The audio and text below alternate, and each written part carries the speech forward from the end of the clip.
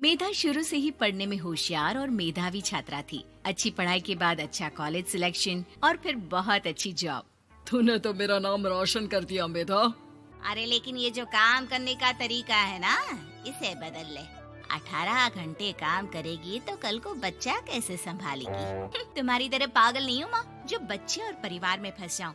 मैं तो जिंदगी खुल कर जीऊंगी। सब कहने की बात होती है बेटा, अपने बच्चे का सुख हर कोई चाहता है। वक्त बीतता है और मेधा की शादी हो जाती है। शादी के कुछ सालों में ही मेधा एक सुंदर से बेटे की माँ बन जाती है। अरे यार, मेरी मैटरनिटी लीव खत्म हो रही है, क्या करे? माँ भी नहीं आ सकती, कैसे मैनेज करूँ? ऐसा करते हैं, इसके लिए एक केयर टेकर रख लेते हैं, वो देखा करेगी इसे। मेधा को पति की बात जंच जाती है और वो केयर टेकर की तलाश शुरू कर देती है। एक दिन उन लोगों के घर एक महिला आती है जो दिखने में पढ़ी लिखी लगती है। जी, क्या काम है आपको? मैम, मेरा नाम स्नेहा है। आपका एड देखा केयर टेकर का, क्या मैं आपके यहाँ काम कर सकती हूँ? हाँ, क्यों नहीं, लेकिन आप तो अच्छे घर की लगती हैं, फिर नौकरी क्यों? दरअसल मेरे ससुराल वालों ने मुझे घर से निकाल दिया क्योंकि मैं माँ नहीं बन सकती और माता पिता भी नहीं है इस दुनिया में। तो अरे कोई बात नहीं, तुम लक्ष्य को ही अपना बच्चा समझो और यहीं रहना, और किसी भी चीज की जरूरत हो ना तो बता देना। नेहा खुशी खुशी लक्ष्य को संभालने लगती है। रात को जब मेधा घर पर आती है, अरे क्या बात है स्नेहा, तुमने खाना नहीं खाया क्या? अरे दीदी, आपका बेटा टाइम दे तब ना। अरे तो जब वो सोता है तब खा लिया करो। तब तो मैं इसके पास ही बैठी रहती हूँ। कोई मच्छर या कीड़ा काट ले लक्ष्य को तो अब आप पकड़ो, मैं खाना खा लेती हूँ। स्नेहा वहाँ से चली जाती है। बहुत ही अच्छे से ख्याल रख रही है ये लक्ष्य का। मेधा, इतना तो शायद तुम भी ध्यान नहीं देती। मेधा को पति की बात बुरी तो लगती है, लेकिन कुछ नहीं कहती। धीरे धीरे स्नेहा मेधा और उसके पति के साथ बाहर भी जाने लगी। सुनो, स्नेहा को भी बाजार ले चलते हैं, वो क्या है ना, लक्ष्य को देख लेगी जब तक मैं शॉपिंग कर लूंगी। हाँ चलो, वैसे मैं चाह रहा था कि लक्ष्य को लेकर हम दोनों ही चलते। क्या यार, तुम तो फ्री में इमोशनल हो जाते हो, कितना देख लेंगे हम दोनों मिलकर, ले चलो उसे। कार से निकलकर मेधा और लक्ष्य रोड क्रॉस कर रहे थे कि सामने से कार आ जाती है। मेधा का ध्यान नहीं होता, लेकिन स्नेहा तुरंत लक्ष्य को मेधा से छीन लेती है। मेधा गिर जाती है और कार मेधा को छूकर निकलती है, जिससे मेधा को खून आ जाता है। पति मेधा को हाथ देकर उठाता है। स्नेहा लक्ष्य को लेकर गले लगाई रहती है। थैंक्स स्नेहा, मैंने तो ध्यान ही नहीं दिया था कि कार आ रही है। स्नेहा का गुस्सा मालकिन पर टूट पड़ता है। अरे कैसी माँ है आप, अगर आज कुछ लक्ष्य को हो जाता तो मैं आपको कभी माफ नहीं करती। छोटा सा बच्चा है, उसे चोट लगती है तो पता है कितनी तकलीफ होती है।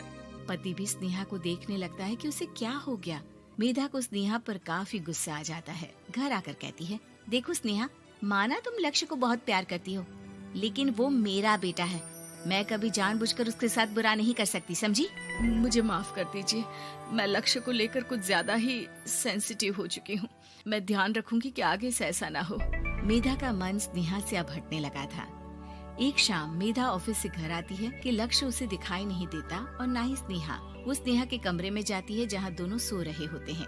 अरे स्नेहा, लक्ष्य को आज इस कमरे में क्यों सुला दिया? दीदी, मुझे नींद आ रही थी, ऐसे में उसे कमरे में अकेले लिटाना मुझे ठीक नहीं लगा।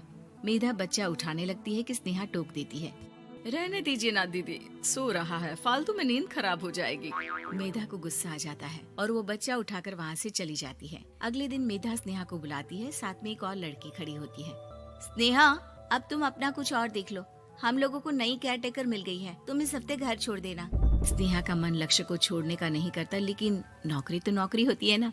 स्नेहा घर से चली जाती है। धीरे धीरे महीने और साल बीतते जाते हैं और लक्ष्य एक नौजवान लड़का हो जाता है। लक्ष्य, आज मुझे मंदिर जाना है, ले चलोगे? ठीक है माँ, एक काम करके अभी वापस आता हूँ, तब तक आप और पापा दोनों तैयार हो जाइए। दोनों तैयार होकर बैठ जाते हैं, लेकिन लक्ष्य काफी देर तक नहीं आता। अरे मेधा, फोन तो करो लक्ष्य को, देखो क्या हो गया उसे। मेधा फोन करती है तो पता चलता है कि लक्ष्य का एक्सीडेंट हो गया है और वो सिटी अस्पताल में है। जल्दी चलिए, पता नहीं कैसा होगा मेरा बेटा। अरे चिंता ना करो, सब ठीक होगा, मैं अभी कार निकालता हूँ। दोनों मियाँ बीवी अस्पताल पहुँचते हैं, जहाँ वो लोग देखते हैं कि लक्ष्य बिस्तर पर पड़ा होता है।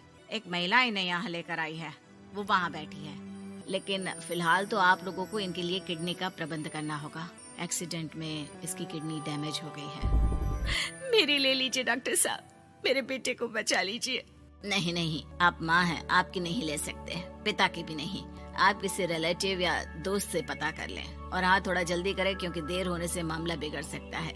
मेधा बैठकर रोने लगती है कि वहाँ डॉक्टर आ जाते हैं। जिस औरत ने आपके बेटे को यहाँ भर्ती कराया था वो अपनी किडनी आपके बेटे को देना चाहती है। हाँ? कौन है वो? कहाँ है वो? तभी वहाँ स्नेहा आ जाती है। स्नेहा तुम? मैं लक्ष्य को पहचान नहीं पाई थी, लेकिन आप लोगों को देखकर समझ गई कि ये लक्ष्य है, इसलिए वापस आ गई। मैं अपनी किडनी आपके बेटे को देना चाहती हूँ। मेरी अपनी तो कोई औलाद नहीं, लेकिन लक्ष्य में मैंने हमेशा अपना बच्चा देखा। तुम धन्य हो स्नेहा, जो इतने साल में भी लक्ष्य को भूल नहीं पाई।